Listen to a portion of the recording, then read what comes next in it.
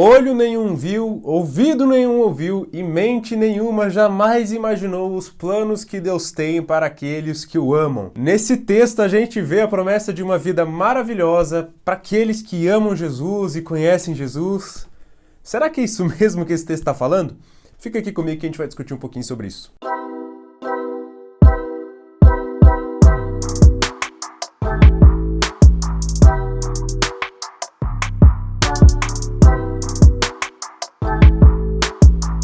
Fala galera, tudo bem? Se você é novo aqui no canal, ainda não me conhece, muito prazer, meu nome é Vini Matos, eu sou teólogo e engenheiro também, mas aqui no canal Diário de um Evangelista eu trago assuntos sobre Bíblia, dúvidas a respeito da Bíblia, fé, religiões, ciência, apologética, e se esses temas te interessam, já se inscreve aqui no canal para estar recebendo os vídeos aí que saem toda semana. Chega de enrolar, vamos falar sobre o assunto desse vídeo que eu acho que é muito importante. Se você é cristão, frequenta igreja, ou até mesmo se não é, eu tenho certeza que já ouviu esse texto, né, esse versículo que o apóstolo Paulo fala lá em 1 Coríntios 2:9, que é: todavia, como está escrito, olho nenhum viu, ouvido nenhum ouviu e mente nenhuma jamais imaginou o plano que Deus tem para aqueles que o amam. Esse texto ele é muito usado por pastores, líderes, palestrantes até mesmo, para falar que, olha, quando você ama Jesus, quando você conhece Jesus, aceita Jesus e é convertido, cara, os planos de Deus para sua vida, eles são tão maravilhosos, você não consegue nem imaginar. Os planos de Deus para sua vida, eles são incríveis. Mas eu não queria te desanimar, porém esse texto não está dizendo bem isso.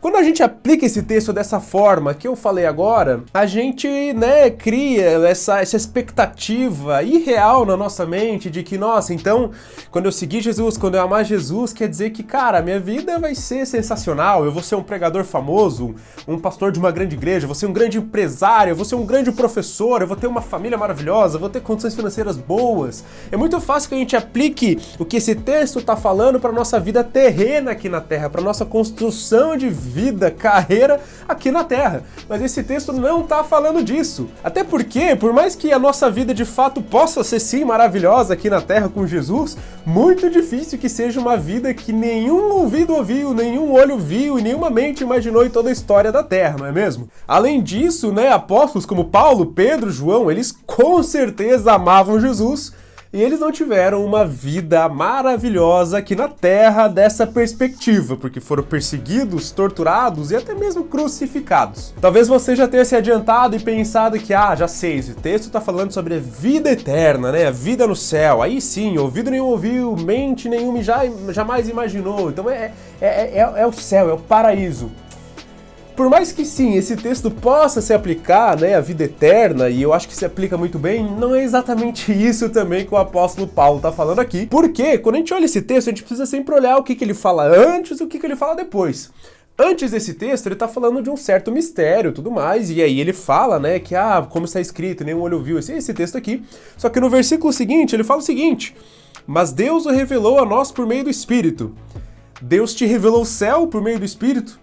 Deus ele revelou como é que é o céu, a vida eterna, para nós, por meio do Espírito? Bom, eu ainda não tive uma revelação de como é o céu. Se você teve, que bom.